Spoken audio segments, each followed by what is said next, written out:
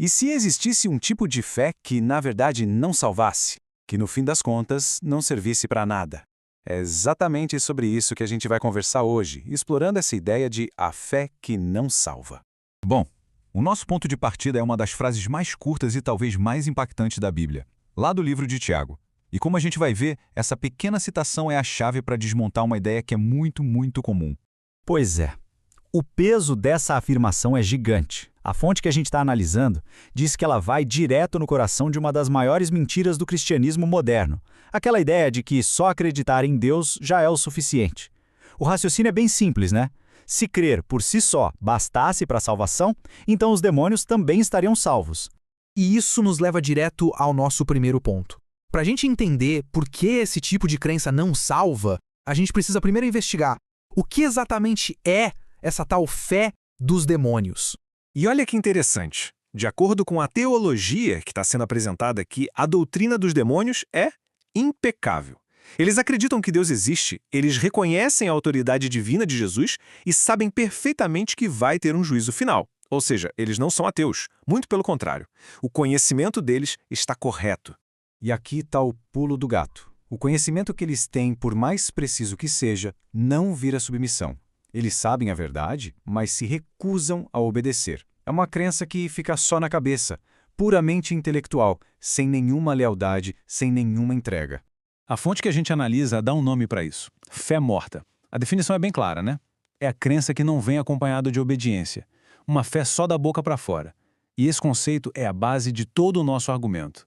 Mas essa ideia não aparece só nesse texto, não. Vamos agora para uma passagem lá no Evangelho de Mateus, que apresenta o que a fonte chama de o choque de Jesus. O diálogo aqui é desconcertante. Algumas pessoas chegam perto de Jesus e começam a listar um monte de obras religiosas impressionantes, e todas feitas no nome dele. A resposta de Jesus é uma das mais duras de toda a Bíblia. Eu nunca conheci vocês. E aqui que está o paradoxo. Dá uma olhada em quem Jesus está rejeitando. Não são ateus. Não são pessoas que não conheciam a verdade. Pelo contrário, eram pessoas ativas na religião, que usavam o nome de Jesus em tudo o que faziam. Para todo mundo, eles pareciam seguidores modelo. E isso nos leva à grande lição dessa passagem. Existe uma diferença vital aqui. Fazer coisas para Deus, mesmo que pareçam boas, não é a mesma coisa que obedecer a Deus. Não é a mesma coisa que viver uma vida de submissão à vontade dele. A atividade não serve como substituto para a aliança.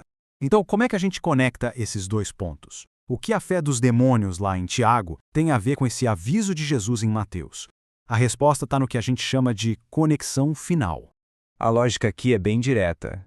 Lá em Tiago, a gente aprende que a fé sem as obras que a comprovam é uma fé morta. Já em Mateus, Jesus nos mostra que a religião sem obediência de verdade é rejeitada. Os dois caminhos levam exatamente para a mesma conclusão. Então, o princípio que une tudo é este, e essa é a tese central dessa análise. A obediência não é um item opcional, ela é a própria prova da fé verdadeira. De acordo com essa visão, quem não obedece, na realidade, nunca creu de um jeito que salva. Tudo isso nos leva inevitavelmente a uma conclusão. A questão não é ter fé, mas sim que tipo de fé se tem. E isso nos força a fazer a pergunta decisiva. A fonte argumenta que essa é a pergunta errada, ou, no mínimo, incompleta. Você acredita em Deus? E por que é a pergunta errada? Ué, porque, como a gente viu lá no comecinho, a resposta dos demônios para essa pergunta seria um sonoro sim. Em vez disso, a pergunta mais certeira, aquela que vai de verdade no centro da questão, é esta: Cristo governa a sua vida? A coisa muda, né? Deixa de ser um simples concordar com a cabeça para se tornar uma questão de soberania, de quem é que está no controle. É uma questão de senhorio. Essa análise, portanto, termina com um aviso bem sério que ecoa as palavras de Jesus. Muitos vão invocar o nome dele, vão ter algum tipo de crença e até vão fazer obras notáveis. E mesmo assim, correm um risco de ouvir a frase mais devastadora de todas: eu nunca conheci vocês.